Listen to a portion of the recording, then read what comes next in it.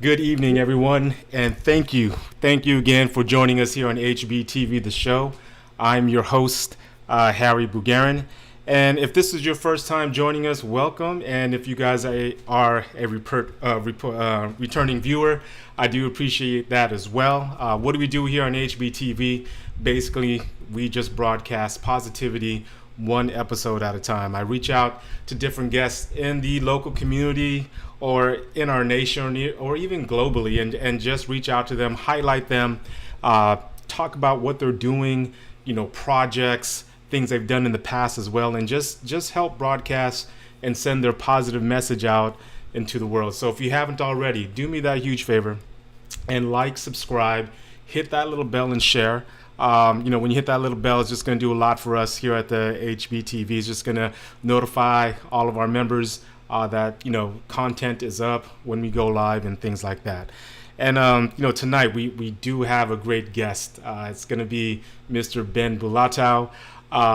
He was on the show recently, and, a couple people have reached out to him. Different people reached out to him as well, as far as, just getting to know more about the ins and outs about making it in the industry. And if this is the first time for you guys to know about Ben, he's a 5-time Emmy nominated television editor. He's worked on countless numbers of projects, and he's just he's one of our own. He's Carson's son right here. He's Filipino, as well. We love everybody here as far as, all races and nationalities.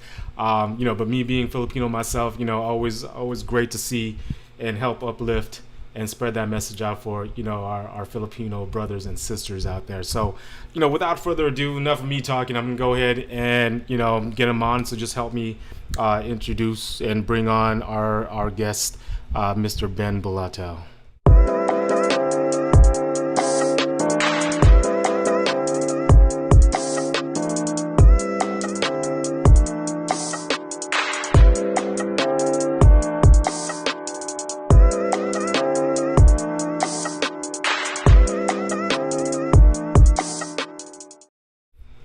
Ben, how are you?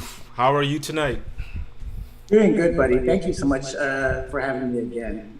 You're right. People were reaching out because I think we know each other so well. We go back so far that we just started getting into our history of Carson, and so now we'll start getting into nitty gritty of TV editing. That's what's up, man. So do me that quick favor. There might be a few people on with us live, and again, everybody here, welcome to the show. We have a couple people here. We have my wife Sheila. She's on here. She says, "Welcome back, Ben." And I got my sister here. Hey, fam, welcome back. We got Philly Phil out there, which I'm at the very end for you guys watching to the very end right here. We got a little something special. I just want to give a shout out to Philly Phil, Future Unlimited out there. If you guys want to get in and watch his DJing, online. I'll get you guys that information. And we got a couple people here. Jen B, obviously we know who Jen B is. So thank you guys for being with us. So really quick, Ben, for some of the people that don't know who you are, what you do me that favor and just give that elevator speech, that 30-second elevator speech of who you are and what you do. Right. Okay. So my name is Ben Bulatao, and I'm a 5-time Emmy-nominated TV editor. I grew up in the city of Carson, so I'm very proud of that. I'm currently working on a docuseries called Deadliest Catch about crab fishing in the Bering Sea. I mainly edit in the unscripted world and have been doing this for about 2 decades. I'm just here to offer my help to any aspiring editor that's trying to break into the industry through mentorship. I'm a big advocate of getting more BIPOC representation behind the scenes, but that being said, I'm here to help anyone that's serious about editing. That's pretty much it. Yeah, great. Thanks for that. And so just getting back, a couple people reached out to you. Our last episode, like you said, we talked ins and outs about our background, where we're at, where we're from, talking about our great city and just our experiences. But as far as, let's get into more of the technical stuff. Let's get more into the knowledge portion of trying to break through. Just let's get to the breaking in to the industry as someone trying to get into something that you're doing or something close to it. Please tell us about your thoughts and any helpful tidbits to like up and comers that are interested in going that route to be in the industry just like you? Well, definitely. Like me coming up, I went through the typical, then you need to go into the medical field to make any type of money. So I never knew that editing could make me money, and good money too. By the way, you can make really good money as an editor. But at the time, like my parents wanted me to be a dentist, so they pretty much, hammered it into my head, and I went to UC Irvine, studied biological sciences, and got a degree. But I definitely did not want to stick my hand in people's mouths for a living. So I kind of floundered, and until I, accidentally came into, TV editing. So there's two ways about it. Like the way I did, since I graduated from college already, and I didn't have the money to pretty much go back and do it again. I just jumped in. I took a UCLA extension class. It was just one class, apprentice editing in film, and from there I met this classmate who asked for my phone number, and I said, "Sure, let's exchange the phone number just in case, because that's pretty much what you should do in the industry. Make as many connections as you can. Don't burn bridges." So she called me a week later and said, "Hey Ben, I have this interview over at this infomercial place as a digitizer. That's the very bottom." And I'm like, "Yeah." She's like, "Well, I can't take it, so do you want to take it?" I said, "Sure, I'll take it." And when I went over to interview with the editor, I had no experience working in Avid, which was coming in. So Avid is a program that is mainly the editing program that everyone uses in Hollywood. It's either Avid or Premiere. Avid is more for movies and television scripted stuff, documentaries, and Premiere is more for promos, music videos, stuff like that. So I kind of begged them. I said, "Look, I'll work for free," because I lived at home with my parents. And I said, "You know what, I'll work for free. I have a job during the day, but I'll come in at night and digitize, and I'll prove to you that I'm worthy of working with you guys." And sure enough, like I came graveyard shift when no one saw me, got the work in. I enjoyed every second of it. Don't be afraid of starting from the bottom. It's best to start from the bottom, because from there you get to learn everything on the way up. Like you can also decide and learn when you start from the bottom, like, hey, I don't want to be an editor. I like producing better, or I want to direct. But starting at the bottom, you get to see everything and what everyone's doing around you. Because a lot of kids today, I notice when I talk to some of them, they want to start from the top, and they want that Emmy nomination or Emmy win right away. It's like, oh no. That took me, God, almost 20 years, really. And I wasn't even thinking about it, because that's not what you do it for. You do it for the art, and also, to make money too. But I did it I just love editing. So so that's what I did. I proved to them. I never saw anyone at the company, and then no one saw me. And then when I went to the company Christmas party, my boss, the post super came up to me. She's like, "You're Ben. You're the one I heard about at night. I like you. I'm leaving this place. I'm gonna go to a place that's doing A&E biographies, that's up and coming, and I want to take you with me as an assistant editor." And from there, she took me everywhere. I never really had to interview for 20 years, because everywhere she went, she took me. So again, this is stressing the importance of, making good connections wherever you can. You never know who that person is that's going to probably take you to the next level. She took me all the way to Deadliest Catch. So I rarely have to interview. I mean, I'm in the industry for editing is pretty much freelance. I'm freelance, but my company likes me so much that they hire me for every jobs all the time. And I also am now starting to get my name out there, and people from other, like I've worked on Floribama Shore, I've worked on true crime shows. So that's one way of doing it. And the other way, of course, is trying to get into film school, which I love. I wish I could have done that. People who've gone to film school, I've noticed when I'm working side by side with them, they're so good in story, because you go through all these things at school where you really have to learn how to create and make story and to evaluate stories too. So, and also too, they have internships in college. You can take advantage of internships, work for free. I'm telling you, if you make a good impression on these internships, these companies are willing to hire to have these interns from college. Once you graduate, they're gonna take you. Like, you know what? We trust this person. Let's hire them into our company. So I think those two, you can either do school or you can do it like what I did. I just hit the ground running, research a bunch of different production companies that you're interested in, try to call the post super and let them know that you're interested. Also, the thing that the kids have today, or the younger generation, are all these editing programs that are available to them. I see a lot of TikTok people, and their editing is pretty spot on compared to when I started.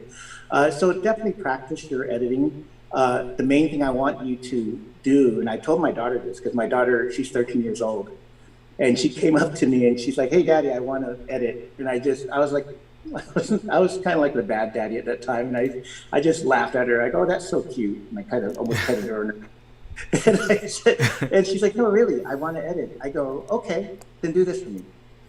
Learn how to edit to music, cut to the beat, and make sure your edits make sense." I said those three things. And then she went off, did her little editing that she does on her app on her phone that she got, came back, and she showed me. And again, I was like, "Oh God, this is gonna be cute." Okay, sure. And then when I watched her stuff, it was like, "Oh shit, this is fire.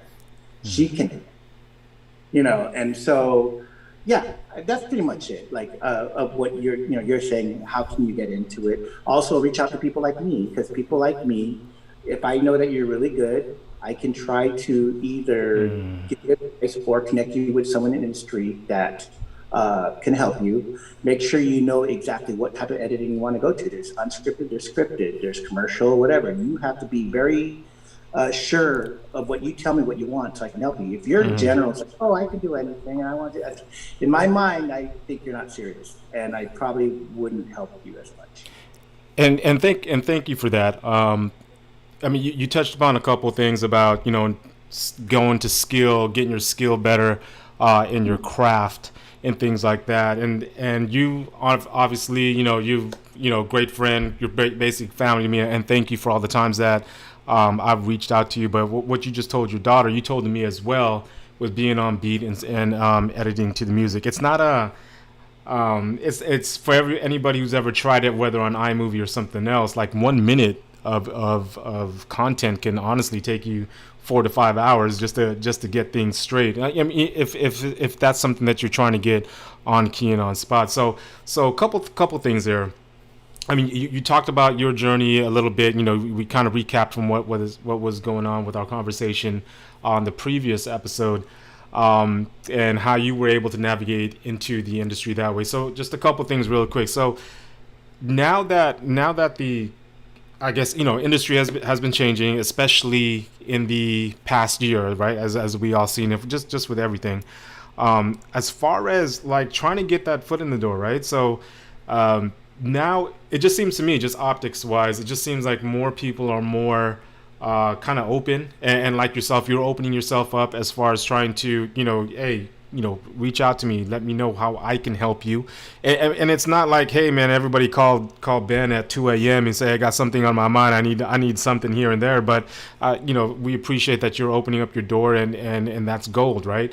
So as far as leveraging technology and social media and things like that, do you find it that is beneficial as far as like trying to get in and trying to get a foothold in something in the area that you want to get into the industry? Because what I'm attributing this and trying to make like sense of it, because I'm a sports guy, I used to coach a lot, and what we used to tell our players, especially in the high school and college, is not everybody's going to go to college and play D1. Not everybody's going to go and play in the NBA. So I'm just thinking in that type of terms, is like, yeah, you got this dream, you got this passion.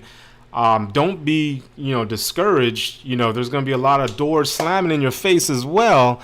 But here are some other techniques. Here are some other avenues that you can possibly go through, whether it's LinkedIn, whether it's, the hashtag, whatever. Is that something that in this day and age, as you're seeing more, being out there, is that something you recommend people leverage as well to try to get in? Yeah, that's such a good question, and it's a loaded question too, because it's Okay. it's all still new. That's the thing, and I honestly don't know. The thing that I would say about that is a lot of these, including my daughter, because she has an Instagram page that she does editing on, and that honestly has way more followers than her personal. And she's been her personal Instagram page, and she's been asked by several people, like they would even pay her for her to edit their stuff. So I think the sky's the limit when it comes to that kind of stuff. But the problem with that, the tough part still is like, how do you leverage that into going into a career of getting into film and TV? It's still a different world, and it's a different style of cutting. So that's the part where I'm like, well, I'm not sure how much that's going to help you there. But still, you are still getting practice in editing, you know. So I think it's a good thing. I just don't know how much it would help you get into the real world of trying to get into film and TV, documentary and all that stuff. Again, a lot of it is like who you know. I mean, it definitely is a lot who you know and who you connect with, because the new Hollywood, I mean, and I'm seeing this in Clubhouse right now. Clubhouse is freaking amazing because they have these rooms from the industry, from these industry insiders, where they go give their 30-second pitch of who you are, and what can you do? What's your give? How can you help? And so that 30-second pitch I did just right now for you is exactly what I say in all the rooms I go to. And I've gotten so many people to reach out to me to ask, you know, hey, can you give me advice? Can you somehow, you know, whatever? And I'm open to it on weekends like this. But Clubhouse, the new Hollywood, honestly, is everyone is more helpful. Ever since the Me Too movement, the atmosphere has gotten a lot better. I came up in an industry where the boss would throw shit at us during screenings and scream and yell. We were always so scared, but we couldn't say anything because that was our job. And so I started getting panic attacks, I think at the age of 33, because of all the stress. But now since the Me Too movement, now people like that are being, you know, people are telling on them, saying, hey, this person, and you'll see it in the news. So again, it's constantly evolving right now. Because of last year, there was that fear. It's like, okay, how are we gonna do this when the pandemic is going on? And I've been praying for us to be able to work remotely from home since I started, because I hate driving to work an hour and a half each way. It takes out a lot of you. And then when you're at work, if you have to go home by a certain time, you can't edit anymore because that's the editing systems at work. Now that they figured out how to let us connect to our avids at work from home on our personal computer. And so I'm editing as if I'm editing in my edit bay in Burbank, but yet I'm here in Rancho Palos Verdes editing. Mm-hmm. And then I'm to cook for my kids, spend time with my kids, which I've never done for their 13 years. I'm always away at work. It's such a new landscape. And my dream too, because I was like, oh man, I wish I could edit in Hawaii, but maybe I would have to edit news or something. No, I can edit Deadly Sketch there now. I just have to bring my computer. And so it's possible. I have friends. I have an assistant editor right now working from Hawaii on Deadly Sketch, doing his work. Wow. So it's possible. I mean, it's blown wide open now. And now that we're about ready to go back to work as in the office because everyone's getting immunized, I got my shots. I'm dreading it because I don't want to go to the office. Mm-hmm. I mean, I miss working with everyone. But the stuff I missed was going to lunch. You know, not like screens and shit. I'm like, no, I want to be there. I don't want to get, you know, when one person got sick, everyone got sick. So, because we're all stuck in that office. So what's happening with the new Hollywood right now, and I keep hearing across the board, is it's going to be a hybrid of going in maybe 2 days a week, and then working from home 3 days a week. So again, with the up and comers right now, everything is looking up, especially for people of color. Now, because of what's going on there, they're starting to hire more people of color purposely. You know, the years that I was in it, for 20 years, I'd never really seen another Filipino American work by me, side by side with me. And I'm guilty of kind of being, is it complicit? Because I was like, oh shit, I'm making it. You know, I just had my head down I just kept working and just trying to prove that I belong here. Not thinking about bringing in my fellow Filipinos in or whoever. And so I feel bad about that. I didn't think I had a voice until I started getting my Emmy nominations, and Young Chavez from TFC interviewed me on the red carpet with Augie Max and all of us who were nominated that year. And suddenly, you got Justin Ferrer, this college student from Riverside, seeing me on TFC and telling his mom that he wanted to be like me. And then we met up. Because last year before the pandemic, I said, okay, let's meet over in at Coffee Bean at the Lama Mall. And Lama Mall. Go ahead. Yeah. And when he came, he was just this shy, timid youngster. Couldn't even order coffee for me because he's like, hey Ben, I want to order coffee for you, but I don't know how to order coffee. I'm like, really?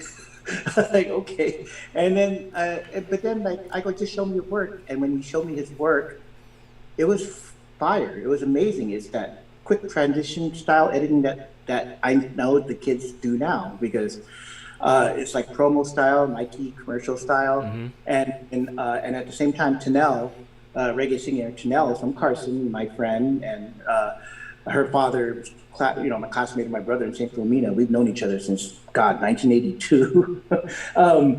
She's been asking me to edit her music video because she was making her comeback. And when I saw his style, I'm like, shit, his style is better than my style for this. And so I got Tanel and Justin Ferrer to meet over at the Green Door in Carson. Mm-hmm. And Rin came too, her sister. And her sister, you've seen her. She looked intimidating. She just looked like what the fuck is this? and then I was just like, my eyes were just like, oh God, I hope they like him. And when he showed his work, like Rin and Tanel went crazy and invited us to the studio where Benny Griggs was doing their stuff. And yeah, she gave him the opportunity to cut her video. Was it Island King? Oh, God, I don't know, I'm blanking on the title because it's so good. But it's been seen by 1.5 million people. Wow. He's in college still. Wow. I never had that. Yeah. I don't know anyone that has a first credit. And now this year, he's like this influencer on Instagram. His personas all changed, wearing shades, real cool clothes. He's editing and directing shit for promo stuff for Asian clothing stores and Filipino clothing stores. He's all about the community, but he's so confident now. And he, during one of the clubhouse meetings that we were having, I was co-moderating it, was the Filipinx in film, TV, and entertainment. He came on stage and told his story about us. And the one thing that got me was he said, his friends and I think his aunts and uncles were making fun of him for choosing the entertainment industry as a way to make, to go. And he was about ready to give up. And I was shocked because I was like, wait a minute, I thought that was my generation, not your generation. Mm-hmm. And he goes, yeah. And he said on stage, he's like, I just needed someone to tell me that my stuff was good. And then he said, that was Ben. And just from that little tiny meeting that we did, he's like this high. And he's still in film school. So I love it. Anyway. Again, thank you for that, Ben. Again, you guys are watching HBTV, the show, with my special guest tonight, 5-time Emmy nominated Mr. Ben Bulatao, ACE. If this is your first time joining us, thank you again. And we're getting a couple people here on the live chat here. We got one who you've been talking about, Mr. Justin Ferrer. Would love to touch base with you, Justin, and talk to you a little bit too at some point. And also Mr. Augie Max is in the chat as well. So Mr. Augie Max, anytime we can get down and chat, let's do it. And he's a producer there, and Augie is just such a force in Hollywood. He does all the big TV shows, the award, Oscars, and whatever you can think of. He's there. He's such an influential person in Hollywood, and he's Filipino, and he's tall. And he's a tall dude. All right, let's go hoop, Augie. So a couple things. Again, for everybody on this channel. Again, I'm based in Carson. Ben's from Carson. Filipinos, we love the Filipinos. Our community here. We're always trying to uplift everybody in the community. And you talked about earlier about keeping your head down, and you were kind of ashamed of that, but again, like it's all good. I mean, this channel, it's everybody. We're all under one heavenly sky. We're all one people and all that good stuff. Again, we share our Filipino roots and our pride, and we're always trying to uplift everybody, anybody. And anytime where I can help out, our Filipino brothers and sisters, I'm always down with it as well. So, I love that. thank you for that. So, just a couple things I want to get to as far as still with the technology. One, talk a little bit more about Clubhouse and how Clubhouse has changed the game for you a little bit as far as like getting your name out there, connecting with people, networking. You invited me on the Clubhouse. I still have yet to, we were on it that one time. I cruised around a little bit of some time of using it a little bit, but I haven't really got into it. But tell us a little bit about, Clubhouse and how, you're able to navigate with that and leverage that. Man, that's such a good question, and it's so timely too. I have really big opinions about Clubhouse because I wasn't expecting much from it. I was invited by Augie Max, of course, and then when I got in, I went in to say, I was like, okay, they'll probably have some panels about the industry. So what Clubhouse is, it's like an audio only app. So it's like Zoom without the video. So you're just hearing everyone's voice, and what you're doing is like you're coming in on these live conversations, and it's as if you're on a conference call with all these people, including like famous people like MC Hammer, Kanye West, Snoop Dogg's been in there. Like I think he's addicted because he's always there. And you can like raise your hand to go on stage, and then you can, once you wait your turn, and they call on you. It's like, hey Ben, you're welcome to the stage. You can talk to Snoop Dogg. I mean, Justin Bieber was just there the other day. It took off when Elon Musk and Kanye had like a room, and it just went nuts. But it's invitation only, and also it only works on iPhone. So that's the only problem.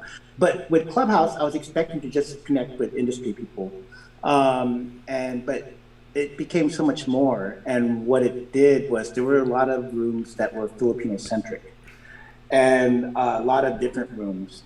And suddenly I was like, oh my God, I'm connecting with all these Filipinos from around the world, not just here. And Harry, I think we talked about this last time. When I came up, my experience is like the Filipino community wasn't in my experience, as supportive. It was actually more competitive, like that crab mentality. And that's probably why I kept my head down too, because I just naturally felt that, okay, well, this is, I just gotta just take what's mine and just go. But it's been a game changer. I've connected with people who I never thought I would connect with, like Rodney Toe. He's like that famous actor on Good Girls. And also he's been on Barry and Parks and Rec, Filipino, right? And then I've been connected with so many big producers and directors from that are Filipino. It's gotten to a point that we've all gotten so close and we're all supportive of each other that Enrico Banson has his own production company, and he's trying to create an environment that's like Tyler Perry, but for Filipinos. So, he's made me one of the moderators of his room, along with a group of us who are all in the industry in different areas, but we're all so damn supportive. And there's just this whole big pride thing that's coming out of Filipino pride thing that's coming out of Clubhouse, where Filipinos are trying to support each other no matter what. And I go in these rooms, especially the Filipino rooms, and I'll throw my pitch, like, yeah, I'm here to help anyone that's interested in breaking into the editing world, especially if you're BIPOC Filipino, but like I said, I'll help anyone. But as when it comes to the industry, oh my God. Okay, so as an unscripted editor for 20 years, it's hard for me to try to cross over into scripted. It's nearly impossible, but it can be done. I would most likely have to step back. This is pre-pandemic, pre-Clubhouse. I would have to step back and take a job as an assistant editor and try to work my way back up on the scripted side. That's too hard for me because I thought the pay is gonna be way less, and I probably wouldn't be able to afford that. And two, it's just like it takes me away from my editing. It's like assistant work is more technical. You're trying to get the stuff in for the editors. You're trying to do outputs. You're trying to make sure the quality is right, any of that kind of stuff. And I'm like, I'm over that already. I've done that for how many years, and I'm just like, I'm done. All I want to do is I just want to edit and create, you know. And so for Clubhouse, I would go into those big Hollywood rooms where like hundreds of people in the room, and I would give my pitch again, and they would make me co-moderator. And I've had a couple of job offers for scripted just fall right into my lap. One was for Netflix, and then one was for this small movie from this Dominican American actress. She wants me to actually do a scene, and I'm like, really? You want me to edit your movie? She's like, yeah. She was like tired of waiting for roles to come to her, so she wrote her own script. Wow. She's connected really good with everyone from New York when it comes to filmmaking. So when I saw her footage, it's beautiful, it's professional. And she's like, how much is your rate? And I just kind of threw it at her like, no, I'll do this for free because you're doing me a favor. I'm actually going to learn how to freaking cut and I can do this on weekends. It's not going to kill me, but it's just going to make my game better. And it's my in. And she said, she was really excited and touched. I said that, but she goes, you know what? If I really like your stuff, I'm making a lot of movies, and I'm gonna offer you a job all the time if this works. So I think through Clubhouse, if I didn't have Clubhouse, I wouldn't have had this opportunity. And so that's how big Clubhouse is. You can definitely make connections that you would have never made just, you know, networking, going to these networking things like to the bar, and you only talk to a couple of people. But on Clubhouse, you're on stage, you're talking to hundreds of people. Mm-hmm. So they hear your story, and then you're going to have everyone DM you on Instagram, like, hey, I want this. My Instagram's blowing up. It's like, I've never had like people try to like follow me like this, where it's just random and it's just a bunch of different people and everyone reaching out. So it's definitely been a blessing for sure.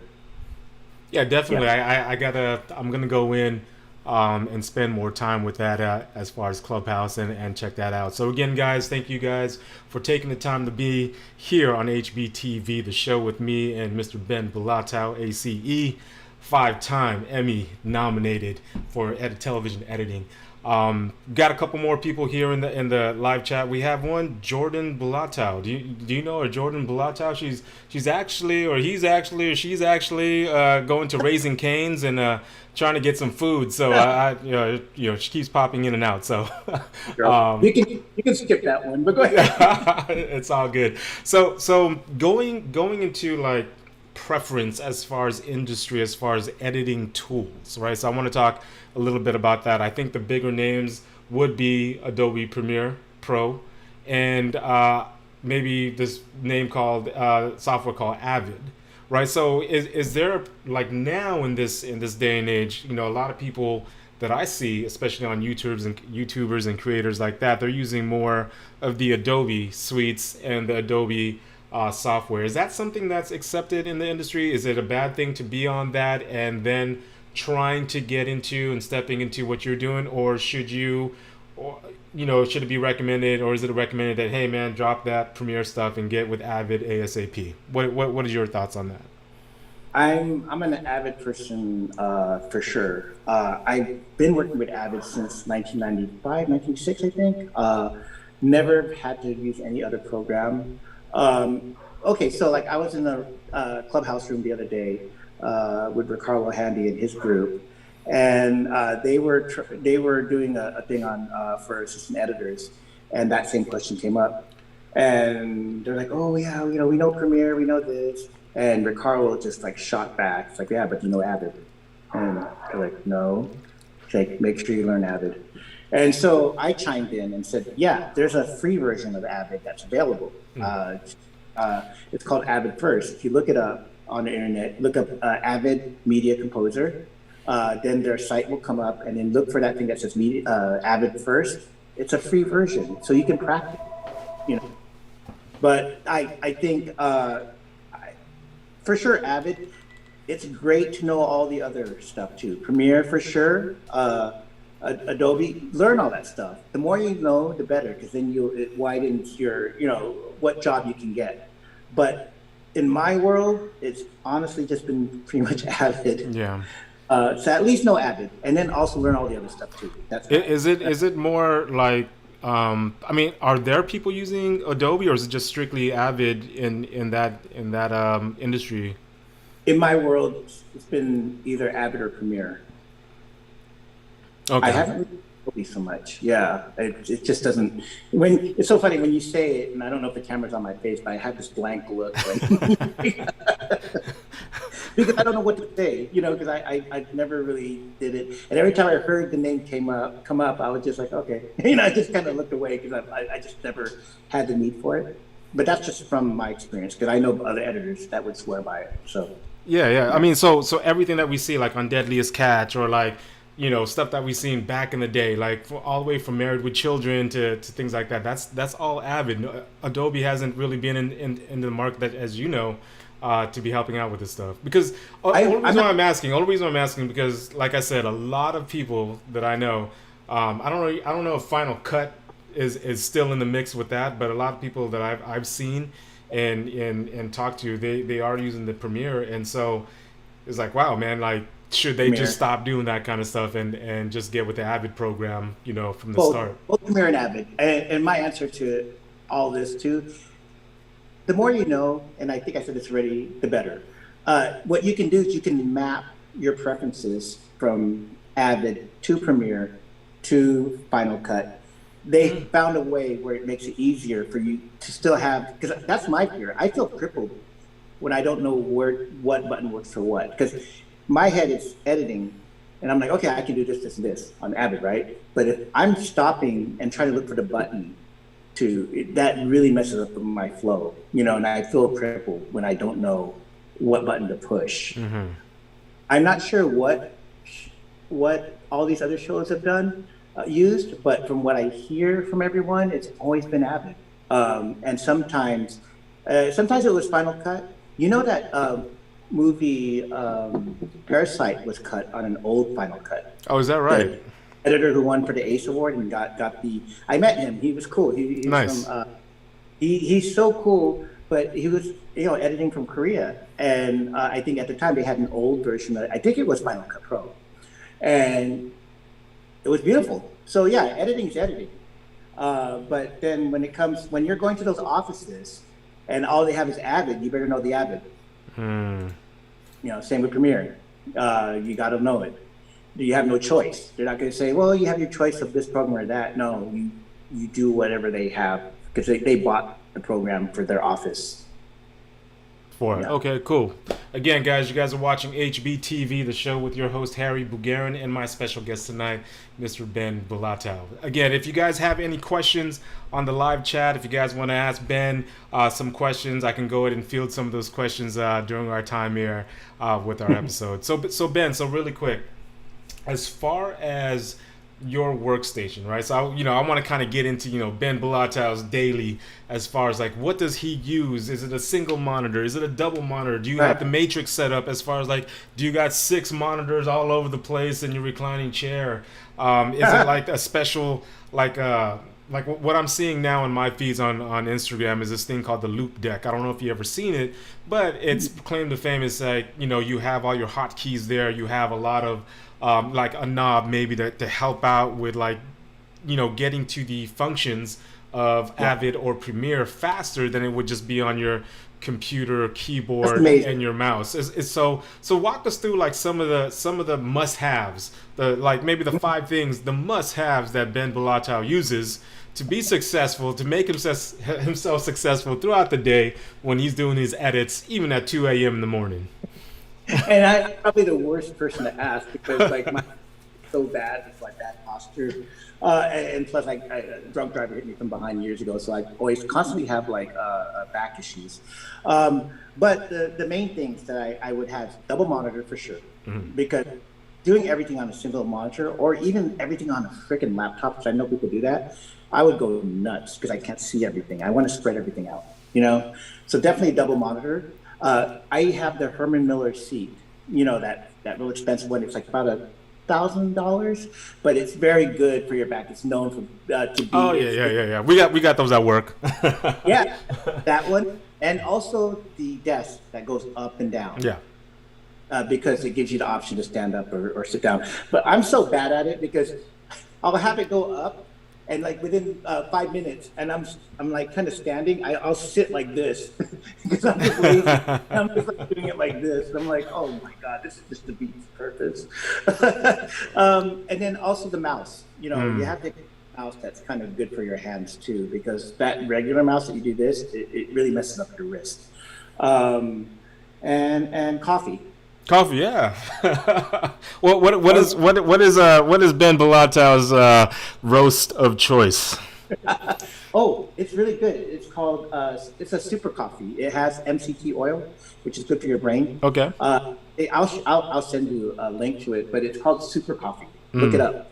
They sell it at they're starting to sell it all over the place. Like at CVS they have it, and at Ralph's.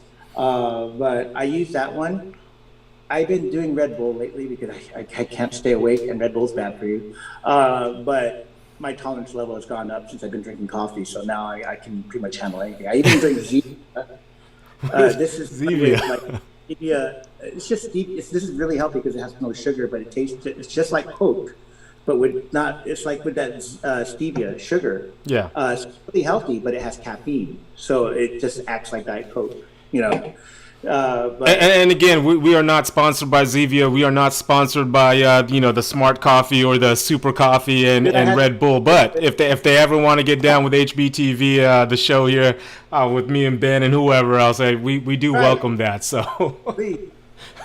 But yeah, thanks for the plug-in for those and actually two things here. We got Mr. Augie Max. He made a comparison. He said Avid is a stick shift, where Premiere Pro is an automatic when it's compared to a car. So yeah, I would definitely have some trouble using Avid if it's a stick shift because I would not know where to go. And also Jordan is asking if you wanted a Diet Coke dad with the meal that that's been getting Sure. up. So Sure. As to Augie's point, what I've heard is that if you know the Avid, you can learn anything. Easy. So that could be kind of a good comparison because it's like, well, but if you're automatic, it's kind of hard to learn to stick. But if you have stick, it's so easy to learn automatic. So I think Augie again is very, very witty and smart. I think he came up with that. So that's great. yeah, no, that's dope. And we also got Mr. AJ Calumet on the live chat as well. So welcome AJ and thanks for joining us. So really quick, just a couple more questions, with the time that we have here. As far as I guess storage wars. I just got into photography and videography, and I'm having a hell of a time as far as like storage with like external drives and things like that. So as far as what you do with the editing, I know you guys have a lot of content. You're cutting up here and there. What do you suggest as far as how to store and what type of like systems do you use with that?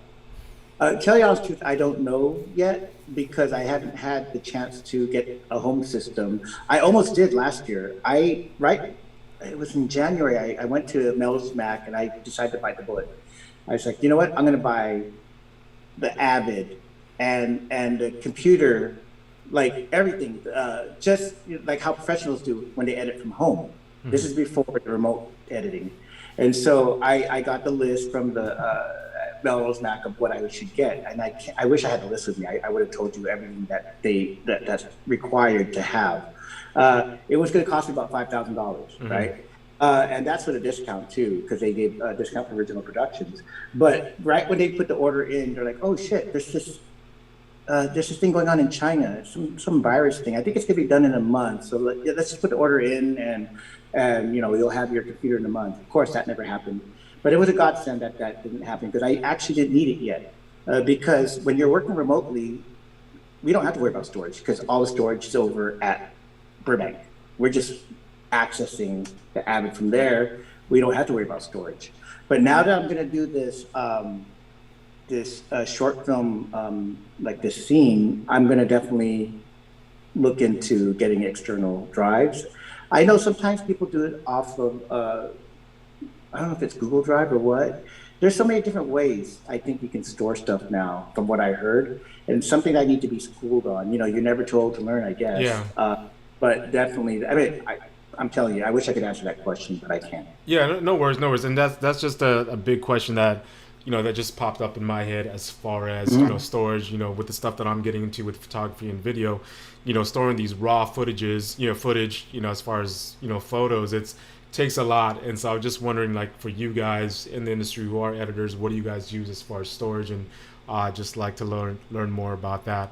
But yeah. I'll let you know as soon as I find out too, because I think it's something that we both can learn, because I'm gonna have to get a system here. Yeah, too, yeah. So with what you're doing now, you just tap into your servers back on. Wow, man, that's really cool. It's crazy. It's so crazy. You know what I mean? Because if you walk into, I know Jared DeGroot. He's great. He's the son of one of our friends from Cerritos, and he graduated from, I think he went to film school, but he needed a job, and somehow I got him a job on Deadliest Catch as a lot. But he goes over to my room, and he sees, it's like seeing a ghost edit, because he can see on that screen in my room the stuff I'm doing. Nice. Like my moving and everything. So yeah, it's definitely being connected there. But yeah, I'm not there, of course. It's crazy because two things. AJ just chimed in and said a G-RAID 20 terabyte will work. A 20 TV, not a 2 or 4, a 20 terabyte. That's a huge number, man. So I don't know. I don't even want to know, AJ, how much that costs. And as soon as you said Jared DeGroot, he just chimed in. He's in the live chat with us right now. He's asking you. He said, "How are you enjoying working with scripted? And are there any new skills you have had to learn during the transition from non-scripted?" So that's the question he asked you.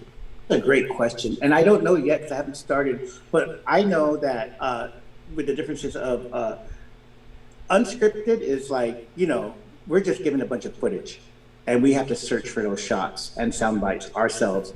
About 25,000 hours of footage. Wow. And so, like, we're looking for shots to try to make things work, make it seem seamless, like as if that's the scene. But the camera's not on all the time, so it'll miss key shots that we would have to, and probably get the help of Jared and everyone else on our team to look for shots from different days, even in different years, to match, because you have to match the continuity, like what they're wearing, the weather, how many pots on deck, wow, what boat it is, whatever, right? The size of the waves, so. But we have to make it seamless, because then when you're watching Deadliest Catch, you're watching and going, "Oh yeah, this was shot that day." No, a lot of it probably wasn't, because we had to make it work.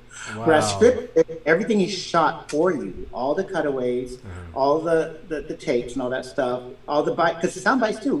If the sound bite doesn't work that we see in our outline or script, I'm like, "Oh shit, I have to search for the captain saying the right words." So I'm searching and going through their interview, like their footage. So it's hard. It's definitely a grind. But I think with scripted, what's hard is doing the nuances of finding the right take. Like because they'll shoot several takes of one line, and you have to find that right take that's going to be, and a lot can ride on these different, what you choose to put in your sequences. Also too, with Deadliest Catch, I'm scoring our stuff. We're cutting I'm cutting my own music that I'm finding. Whereas I think scripted, I think they have like usually a composer that probably would do it. I don't know. That's where I shouldn't talk on that, because now I'm talking out of line. But there's definitely differences between the two. Yeah, for sure. Well, thanks a lot, Ben. Man, I do appreciate your time, and you're always. It's always a blessing to have that time, that face-to-face with you, even though it is on Zoom. So just really quick, before I let you go with our time here, is there anything else off the top of your head that you would like to tell our audience and people watching now and later? Oh, right. Like I said, like anyone out there who really is serious about getting into the editing field, definitely DM me on my Instagram. It's easy to search my name, Ben Bulatao. There's not too many Ben Bulataos, I think. I think there actually is one in New Jersey. But then when you see his picture, we look totally different. Sure. But reach out. That's new Hollywood now. That wouldn't have happened before. Yeah. And also too, the season 17 of Deadliest Catch premieres this April 20th on the Discovery Channel. I think it's 9 p.m. Pacific Standard Time, but you should just check your listings. I'm one of the editors on that episode, so be sure to watch that. And I also have another podcast that's out right now where I did one with AJ Kalomai. He's the one that edited the Lumpia with a Vengeance. He's also worked on Mr. Robot and several other stuff. He's on the scripted side. I'm on the unscripted side, so we talk out the differences. Nice. It's a great podcast. It's called Kiss My Mic. It's on Spotify. It was available yesterday, so definitely please listen to it because it's fun. I mean, AJ's my buddy, and the funny thing is we never met in person. We did, but we just get along so well. And we also, I mean, AJ said this. We also talk about the differences in our hairstyle. So yeah. And let me tell you, man, that Ben's hairstyle's been like that since 1985, man. It hasn't moved one bit. It's been great. I don't know how he does it. And Kalomai, that's right. I'm always saying that AJ Kalomai, but AJ Kalomai, yes, he's on here.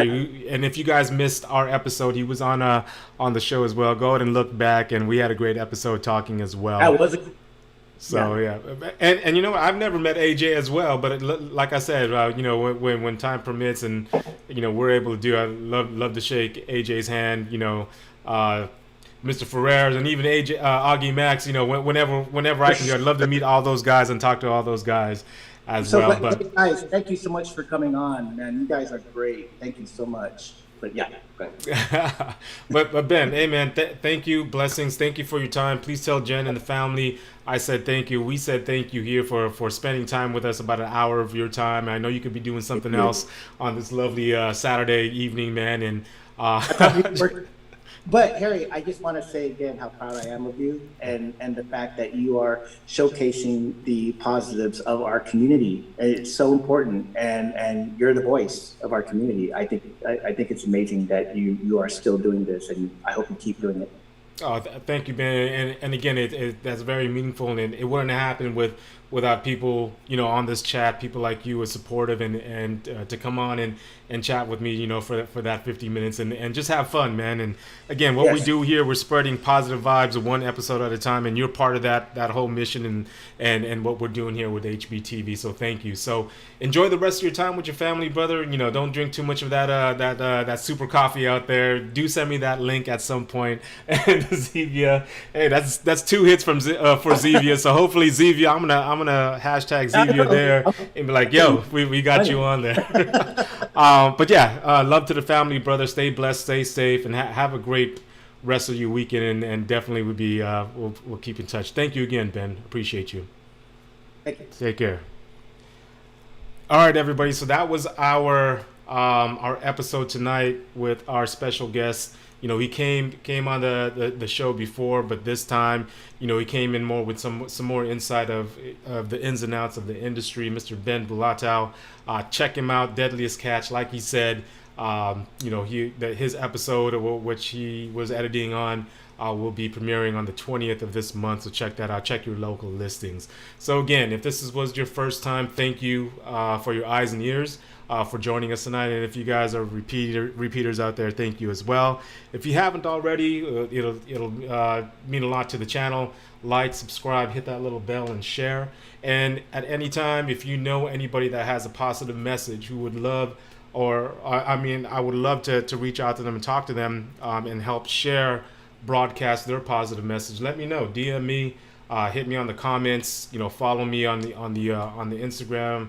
You can hit me there as well with becoming a guest on the show, or if you have somebody in mind to be on the show as well. So got another great episode tomorrow with one of my ates from Long Island, New York. Her name is Ellen Dumlau. She is a singer, a lead vocalist for the band Rhapsody out on Long Island. They do events, they do weddings, they do all kinds of stuff, and just want to sit down with her and talk a little bit more about what's going on with her on that side of our nation in New York. So just really quick, I do want to share a quick graphic if I can get this on my share mode here. Check this out back on my Zoom screen. Hopefully you guys can see it. All right, so The Junction, really quick. The Junction, house music raid train. All right, it's departing on April 11th. Guess that makes it tomorrow. So this is the lineup. From 10 a.m. all the way to 10 p.m. from Chicago, Illinois. We got my brother out there, Philly Phil, Future Unlimited. He will be doing his set at 10 p.m. So if you guys can tune in, check that out. The Junction. I believe it's gonna be on Twitch. If you guys like house music and music and just great music from all these DJs, go ahead and check them out. So again, thank you. That was the episode tonight. You guys stay blessed. You stay safe. Have a great rest of your weekend with your friends and family and all your loved ones. Until next time, I'll see you guys later.